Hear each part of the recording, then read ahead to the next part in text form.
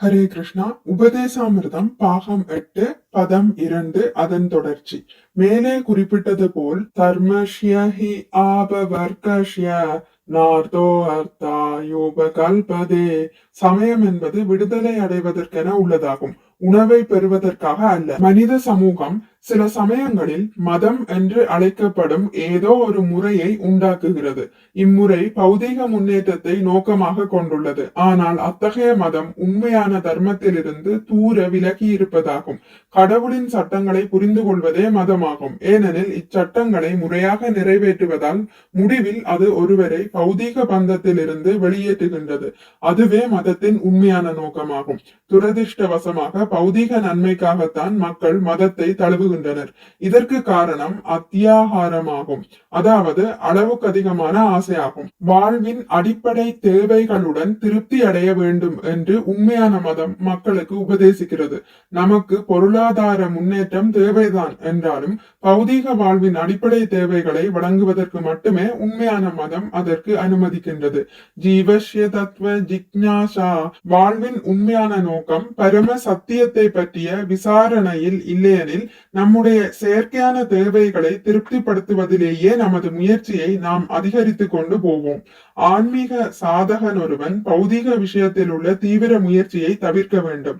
மற்றொரு தடை பிரஜல்ப அல்லது தேவையற்ற பேச்சு என்பதாகும். நாம் சில நண்பர்களோடு சேரும் போது உடனே தேவையற்ற பேச்சை ஆரம்பித்து விடுகிறோம். இது கேட்பதற்கு தவளையின் கத்தலை போலவே இருக்கும். நாம் பேசத்தான் வேண்டும் என்றால் கிருஷ்ண பக்தி இயக்கத்தை பற்றி பேச வேண்டும். கிருஷ்ண பக்தி இயக்கத்திற்கு வெளியே இருப்பவர்கள் கட்டுக்கட்டாக செய்தித்தாள்கள், சஞ்சிகைகள் மற்றும் நாவல்கள் ஆகியவற்றை படிப்பதிலும் குறுக்கெழுத்து போட்டிகளிலும் மற்றும் பல்வேறு அர்த்தமற்ற விஷயங்களிலும் ஆர்வம் கொண்டவர்களாக உள்ளனர்.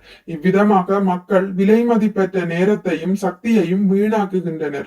மேல் நாடுகளில் சுறுசுறுப்பான வாழ்விலிருந்து ஓய்வு பெற்ற வயோதிகர்கள் சீட்டாட்டங்கள், தொலைக்காட்சி பார்த்தல் மற்றும் சமூக அரசியல் விவகாரங்களை விவாதித்தல் போன்றவைகளில் ஈடுபடுகின்றனர். இவையும் முக்கியமில்லாத மற்ற செயல்களும் பிரஜல்ப பிரிவில் அடங்குபவை ஆகும். கிருஷ்ண உணர்வில் ஆர்வம் கொண்டுள்ள புத்திசாலிகள் இத்தகைய செயல்களில் ஒருபோதும் பங்கேற்க கூடாது.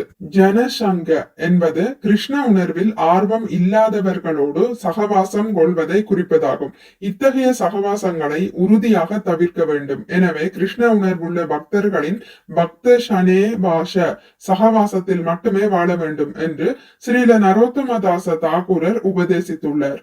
ஒருவன் எப்பொழுதும் பகவத் பக்தர்களின் சகவாசத்தில் இறைவனின் தொண்டில் ஈடுபட வேண்டும். ஒரே மாதிரியான வியாபாரத்தில் ஈடுபட்டு இருப்பவர்களுடன் சேர்வதென்பது அவ்வியாபார முன்னேற்றத்திற்கு மிகவும் உதவக்கூடியதாகும். இதன் காரணமாக பௌதிகவாதிகள் தங்களது முயற்சிகளை வளப்படுத்த சங்கங்களையும் இயக்கங்களையும் அமைக்கின்றனர். உதாரணமாக வியாபார உலகில் பங்கு மாற்றம் மற்றும் வர்த்தக சங்கம் போன்ற ஸ்தாபனங்களை நாம் காண்கிறோம். அதே போலவே கிருஷ்ணரை மறந்து விடாமல் இருப்பவர்களுடன் சகவாசம் கொள்வதற்கு ஒரு சந்தர்ப்பம் வழங்குவதற்காக இந்த அகில உலக கிருஷ்ண பக்தி இயக்கத்தை நாம் ஸ்தாபித்திருக்கின்றோம்.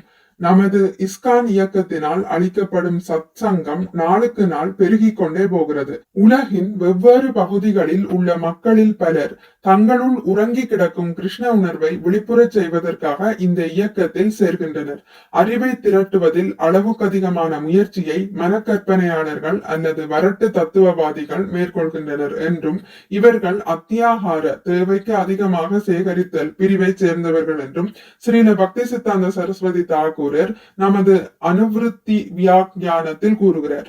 ஸ்ரீமத் பாகவதத்திற்கு ஏற்ப கிருஷ்ண உணர்வற்ற வரட்டு தத்துவங்களின் மீது பல நூல்களை எழுத வேண்டும் என்ற மனோதத்துவ கற்பனையாளர்களின் தீவிர முயற்சி முற்றிலும் பயனற்றதாகும். பொருளாதார முன்னேற்றத்தின் மீது பல நூல்களை எழுதும் கருமிகளின் முயற்சியும் அத்தியாகார பிரிவை சேர்ந்ததே ஆகும். அதே போலவே கிருஷ்ண உணர்வில் ஆர்வம் இல்லாதவர்களும் விஞ்ஞான அறிவு அல்லது பொருளாதார லாபம் எனும் உருவில் இன்னும் அதிகமான ஜடப்பொருட்களை அடைய விரும்புபவர்களும் அத்தியாகாரத்தின் கட்டுப்பாட்டிற்கு உட்பட்டவர்கள் ஆகின்றனர். கர்மிகள் தங்களது எதிர்கால நிலையை அறியாத ஒரே காரணத்தினால் எதிர்கால தலைமுறைக்கு இன்னும் அதிக பணத்தை சேமிப்பதற்காக கடுமையாக உழைக்கின்றனர். தங்களது மகன்களுக்கும் பேரன்களுக்கும் மேன்மேலும் அதிக பணம் திரட்டுவதிலேயே அக்கறை கொண்டுள்ள அத்தகைய மூடர்கள் அடுத்த பிறவியில் தங்களுடைய நிலை என்னவாக இருக்கும் என்பதை கூட அறியாத நிலையில் இருக்கின்றனர். இக்கருத்தை விளக்கக்கூடிய பல சம்பவங்கள் உள்ளன. ஒரு முறை பெரிய கர்மி ஒருவன் தனது மகன்களுக்கும் பேரன்களுக்கும் மிக பெரும் செல்வத்தை சேமித்து வைத்தான். ஆனால் பிறகு அவனுடைய கர்மத்திற்கு ஏற்ப ஒரு செருப்பு தைப்பவனின் வீட்டில் பிறவி எடுத்தான். இவ்வீடு முற்பிறவியில் தனது குழந்தைகளுக்காக அவன் நிர்மாணித்திருந்த கட்டிடத்திற்கு அருகே அமைந்திருந்தது. இதே செருப்பு தைப்பவன் இக்கருமியின் முந்தைய வீட்டிற்கு சென்ற போது இக்கருமியின் முந்தைய மகன்களும் பேரன்களும் அவனை செருப்புகளால் அடித்தனர். கர்மிகளும் ஞானிகளும் கிருஷ்ண உணர்வில் ஆர்வம் கொள்ளவில்லை எனில் அவர்கள் பயனற்ற செயல்களிலேயே தங்களுடைய வாழ்வை தொடர்ந்து விரயம் செய்து கொண்டிருப்பார்கள் என்பதை இந்த உதாரண கதையின் மூலம் தெரிந்து கொள்ளலாம். ஹரே கிருஷ்ணா. இத்துடன் முடித்துக் கொள்கிறேன். இனி அடுத்த பதிவில் இதன் தொடர்ச்சி தொடரும். மிக்க நன்றி. ஹரே கிருஷ்ணா. உங்களுக்கு இந்த வீடியோ பிடித்திருந்தால் லைக் பண்ணுங்கள், ஷேர் பண்ணுங்கள், சப்ஸ்கிரைப் பண்ணுங்கள். நோட்டிபிகேஷன் பெல்லை அழுத்துவதன் மூலம் அடுத்த பதிவுகள் உங்களை வந்தடையும். பகவான் ஸ்ரீ கிருஷ்ணரை பற்றி கேட்டு மகிழ்வோம். ஹரே கிருஷ்ணா.